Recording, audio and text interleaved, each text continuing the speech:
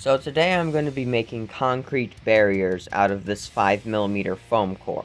It's super quick, cheap, easy, and fun. So I'm cutting out rectangles to about the size that I want them for these barriers here. Be sure when you're cutting to score the foam lightly multiple times in a straight line so you do not tear the foam when you are cutting it. So I had decided that these triangles were too big, so I just cut them in half to make them more to scale.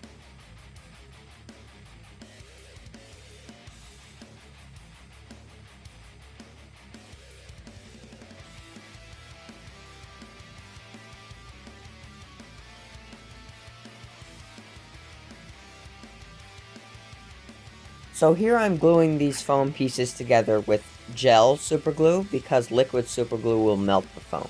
And I didn't really want that for this project, but you could very well use it if you're going for a much older and deteriorated concrete barrier. So when I'm gluing these on, I am trying to put them about right in the middle of the rectangle on either side. So this gives it the ability to lean back and be at an angle. And angling them to the side, it gives it a little more stability, which is perfect for scatter terrain.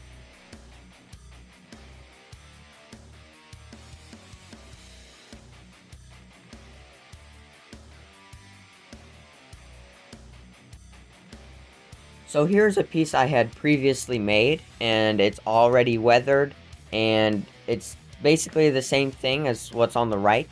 It is just weathered. And then here's a crushed barricade. Here's a random piece of concrete, and here's a smaller barricade. So to make this crushed barrier, we're going to take roughly a square of this foam core and cut it 2/3 of the way down with a rough cut, and then we're going to snap it. Here I'm taking my X-Acto knife. It's a relatively dull X-Acto knife, so it's going to give it more of a texture, and I'm kind of beveling the edges while also taking some chunks out to make it look more rough and old.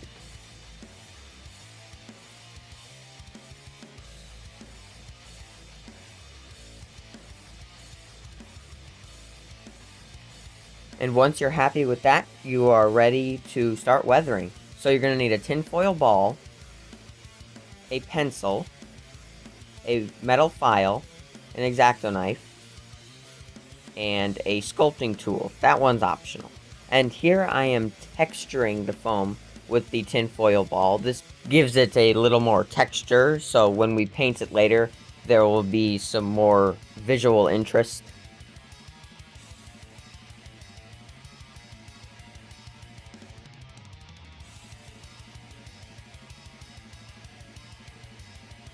And once I'm happy with that, I'm going to take my pencil and I'm going to start making some bullet holes. You can do as many or as little as you want here.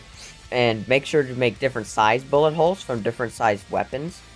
And I'm doing some smaller ones, some medium sized ones, and then later on I'm going to do some bigger holes where maybe a mortar hit or something.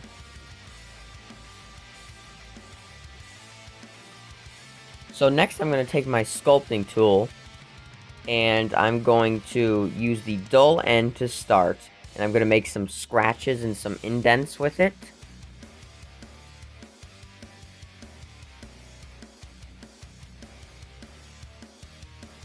Then I'm going to switch to the sharp part and make a circular motion going all the way through the foam to make a bigger hole. I'm going to take my pencil and I'm going to rotate the pencil around it to give it a more circular look, because I felt it was very triangular, and that's not really what a big shell blast looks like. And then I'm going to take the sculpting tool and do the same thing.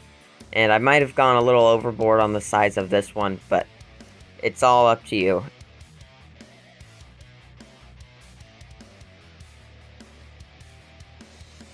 Next, I'm going to take my cheap metal nail file and I'm going to make some scratches and some cut marks in the concrete And I'm doing this a lot because I want to make mine very weathered. And also use the metal file to rough up the edges so it's not so perfect. Take chunks out of it, scratch it, scrape it, do whatever you want to make it look more damaged. Once again, I'm cutting the triangle in half to fit this crushed one, texturing it.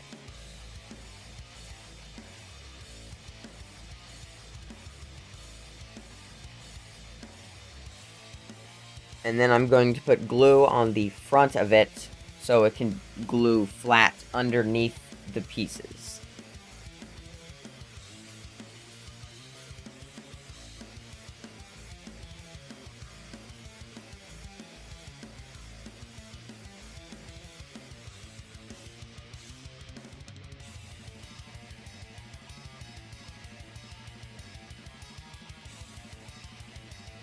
Once you have both halves, we're going to glue it together in the middle. And that's pretty much it to make the crushed barricade.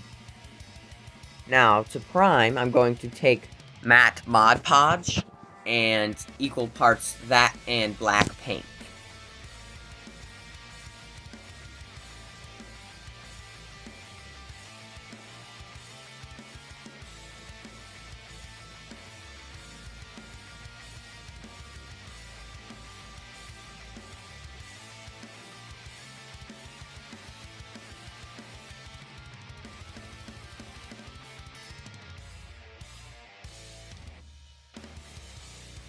When priming these, we are going to lightly put it on because we don't want to obscure all that texture that we put on earlier.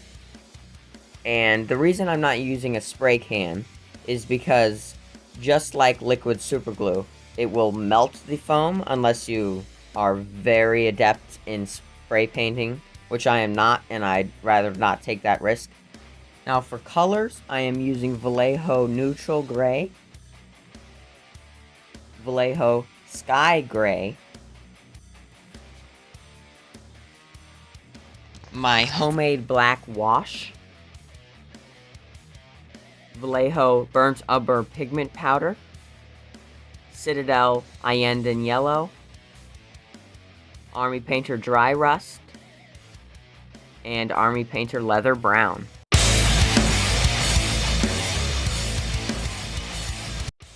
For the first step in the painting process, I'm going to take neutral gray and I'm going to heavily dry brush this piece. Dry brushing is where you get most of the paint off of the brush on a paper towel and then you hit the piece with it.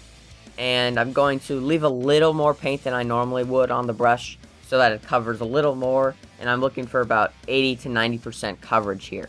There's going to be a little black peeking through, but that's good because it's going to give it a little more depth in the end.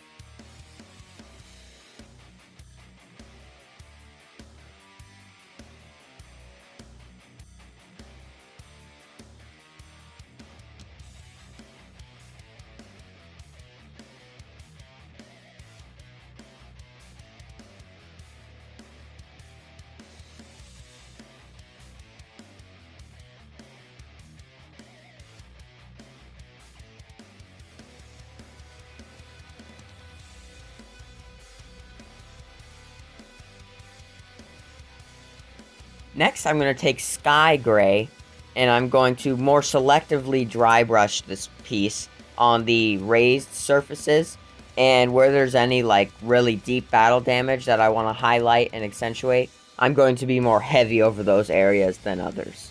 This is all about highlighting the raised edges and getting all that texture to pop.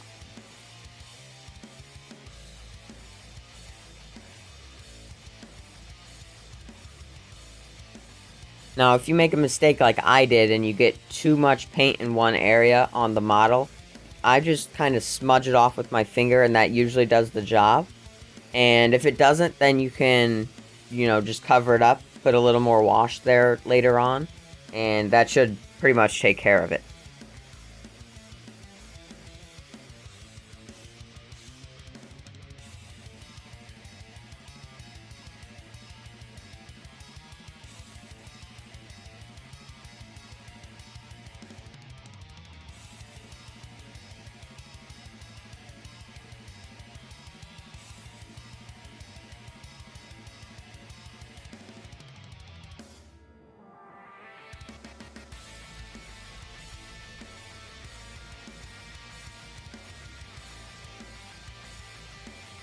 And you could totally stop here if you're happy with it, but I'm going to take it to the next level by taking Citadel, Ienden Yellow, and I'm going to get my finer brush, and I'm going to load it full of paint, and then I'm going to kind of rub it off on the paper towel, but it's a thinner paint, so it's not going to be like a dry brush, and I'm going to start streaking out of these big blast holes in the concrete.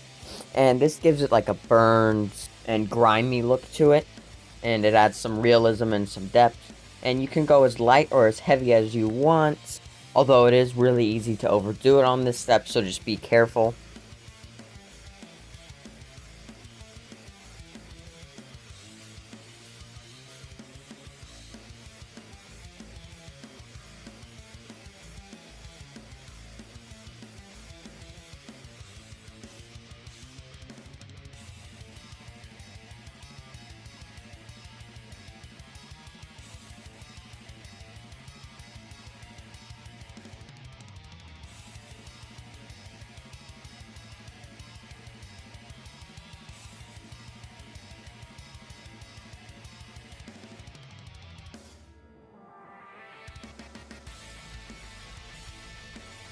The next step is to take dry rust, and we are going to thin this down a lot with water.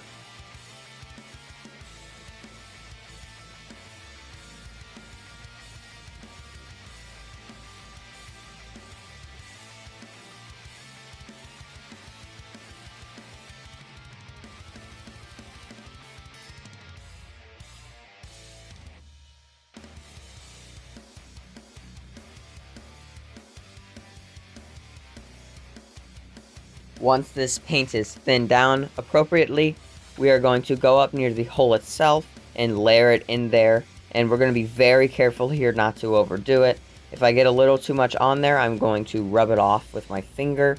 This is just going to enrich in the color a little bit, make it a little more grimy.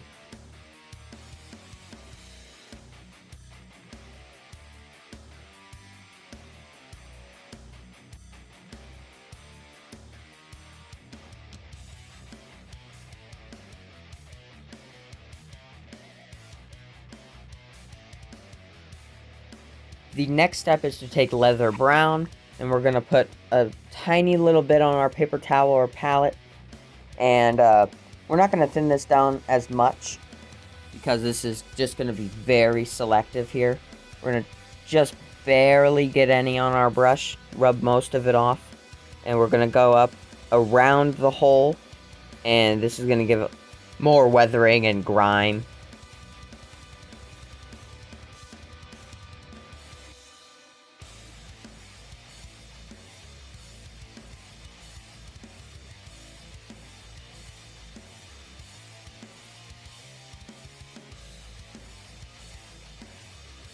After that, it is very important to let the paint fully dry before we put on our wash, so we don't take off that detail that we just layered so precisely on.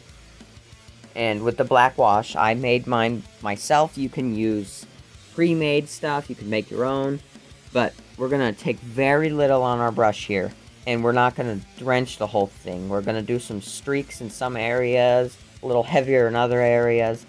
We're trying to give it a unnatural, sort of gross, dirty effect.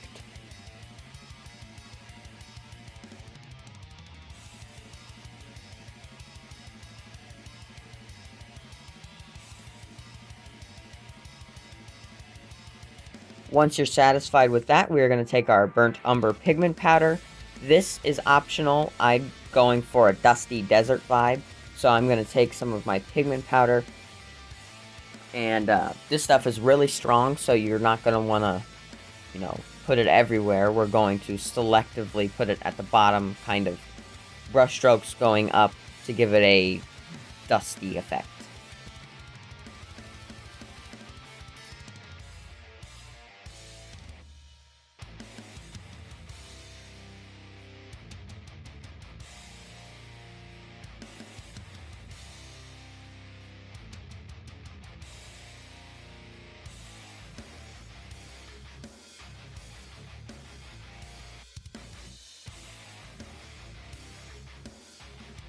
I'm also going to be putting the pigment powder around the shell holes.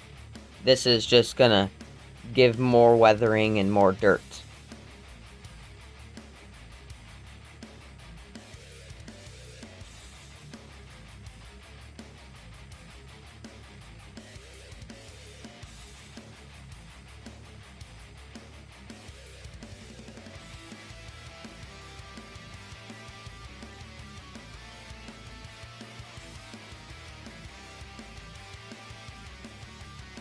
Once you've completed that step, this project is done. These barriers are perfect for line of sight blockers, scatter terrain, anything to fill up your board. And you can make bunches of these in very small amount of time. Plus, they are very fun, easy, and cheap.